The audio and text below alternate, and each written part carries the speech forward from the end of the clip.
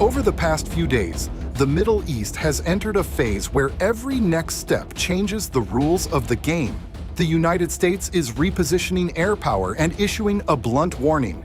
In the coming hours and days, strikes on Iran could become larger in scale and more intense.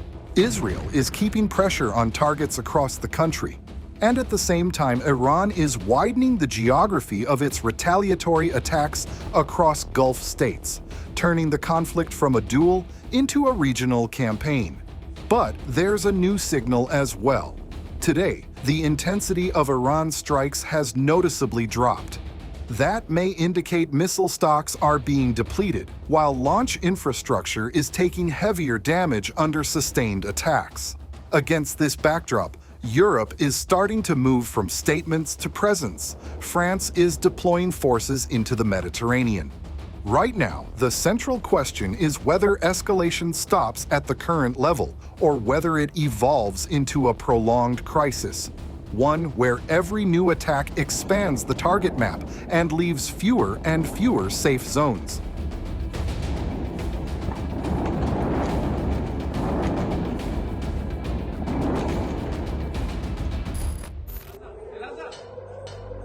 The further this escalation goes, the more one shift stands out. Key signals are no longer coming only from Tehran, Tel Aviv, and Washington. They're coming from European capitals. For a long time, Europe stayed at the level of statements. Now, the language is turning into action. French President Emmanuel Macron addressed the nation amid the conflict and effectively drew a clear line. Paris is ready to increase its presence and protect partners in the region. Macron directly tied France's position to its defense commitments with Qatar, Kuwait, and the UAE, moving the issue from a foreign war into the realm of concrete alliance guarantees. That's the crucial point. When Gulf states come under attack, for Paris, this stops being abstract diplomacy and becomes a question of partner security, infrastructure, and the routes that feed Europe's economy. Macron said France will send a naval vessel toward Cyprus for defense, and he ordered the aircraft carrier Charles de Gaulle, along with its escort group, to move into the Mediterranean. That signals Europe is shifting from words to military presence, monitoring the air and maritime picture, shielding allies, strengthening air and missile defense, protecting routes, and demonstrating readiness to respond as the strike map expands. One important detail from the latest updates: this is no longer just a force repositioning story, it's real interceptions in the air. French Foreign Minister Jean-Noël Barrot said that French Rafale fighters have begun intercepting Iranian drones heading toward the UAE. The economic front of this war is almost as important as the military one, and the main lever here is oil. Even without a full blockade, markets price in risk, and analysts are already discussing a short-term jump of 5 to 15%, which would push Brent into roughly the $76 to $84 per barrel range, unless major producers quickly calm the market by increasing output. But the real panic threshold is the Strait of Hormuz. This isn't just a shipping lane, it's a global energy choke point. Around 20% of the world's oil consumption and roughly 20% of global LNG trade moves through it. If the conflict shifts into a prolonged phase with transit disruptions, banks and traders see a $100 to $120 Brent scenario as realistic risk pricing. Not because of an immediate shortage today, but because expectations shift toward reduced supply and higher insurance and logistics premiums. A useful parallel is the first half of 2022 after Russia's invasion of Ukraine. Food markets spiked largely on expectations of shortages and export restrictions, and even after partial flows recovered, prices stayed above pre-war levels for a long time. The difference is that Ukraine, even in the early months of the war, did not fully stop grain exports, whereas in the Persian Gulf, If escalation continues, you can't rule out a hard shutdown of shipping and a partial break in energy logistics. Who benefits? In the short term, certain exporters and safe haven assets. But if oil holds above $80 in a sustained way, it quickly turns into inflation, more expensive logistics, and a drag on global growth.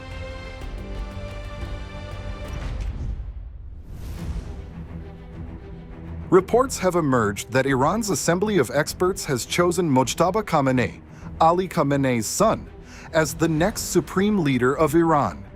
Even if there are later clarifications about procedure and official announcements, the very act of naming a successor already signals the core message. Tehran is betting on continuity, with no reset and no major concessions. If he ultimately consolidates power as supreme leader, this wouldn't mean a new direction. It would mean locking in the current line and possibly hardening it. The logic is straightforward. The IRGC and the security services gain even more direct control over strategy, which means the regime's survival plan leans on pressure, proxy networks, asymmetric strikes, stretching the conflict over time, rather than fast diplomatic deals. Under that setup, the room for compromise with Washington is minimal, especially under sanctions and with the constant risk of internal destabilization. For Washington, the timing is the problem. A prolonged campaign raises the political cost of the war. On the horizon are the U.S. midterm elections on November 3, 2026, and any extended escalation will hit approval ratings through spending, fuel prices, and the sense of an endless crisis. And the strategic effect reaches beyond the region. The longer the Middle East burns, the wider the window of opportunity for the West's adversaries, above all Russia and China. On other fronts, including Europe, where the Russia-Ukraine war is still ongoing.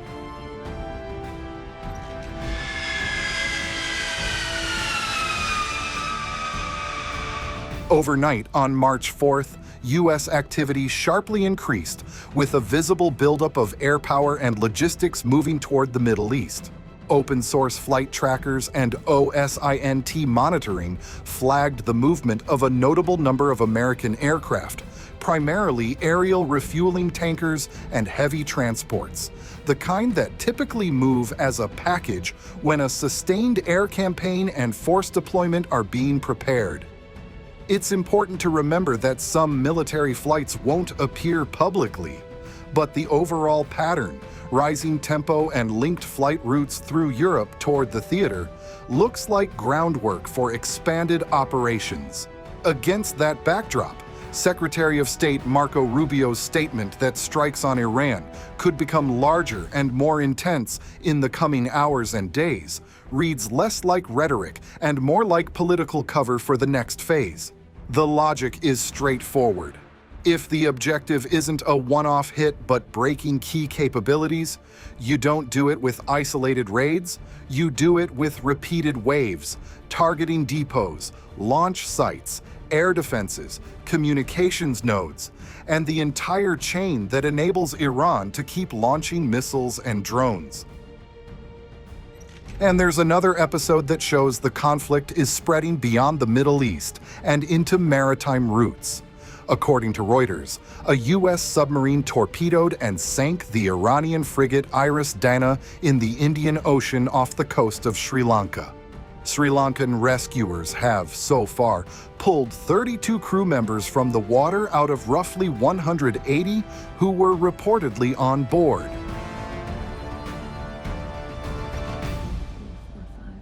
Oh! It hit one. Holy sh!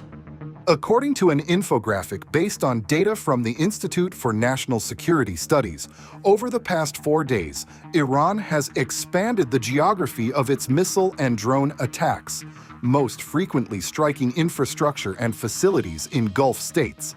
The takeaway is that the conflict is looking less and less like a straight Israel-Iran exchange, and more like a regional pressure campaign targeting allies and logistics. even if the exact numbers get refined. The clear tilt toward Gulf states shows what Tehran is trying to do: raise the cost of escalation for the United States and its partners by hitting economies, bases, and key routes. After reports that Iran launched missiles and drones at Gulf states in very large numbers over the last few days, today a different signal is emerging. The tempo has noticeably dropped. One logical reason is stock depletion, combined with sustained pressure on the production chain and launch infrastructure. If U.S.-Israeli strikes are systematically hitting depots, logistics hubs, command posts, and the launchers themselves, the effect doesn't show up instantly. It arrives in waves. First, accuracy and tempo decline, then the number of salvos drops. After that, regularity starts to break down. Even if missiles still exist on paper, Iran needs the entire chain to function, from storage and transport to prepared launch sites and trained crews. So the decline in intensity can point to two scenarios at once. Part of the stockpile has already been spent, and part of the capability has been cut off by strikes on infrastructure.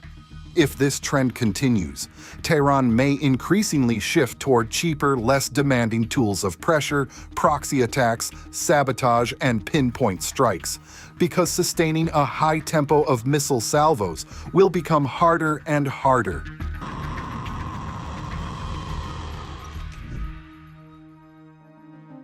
What we're watching right now is the escalation around Iran turning into a regional campaign, where the cost of a mistake rises with every passing day. The United States and its allies are increasing pressure, trying to limit Tehran's ability to carry out further strikes and to protect partners in the Persian Gulf.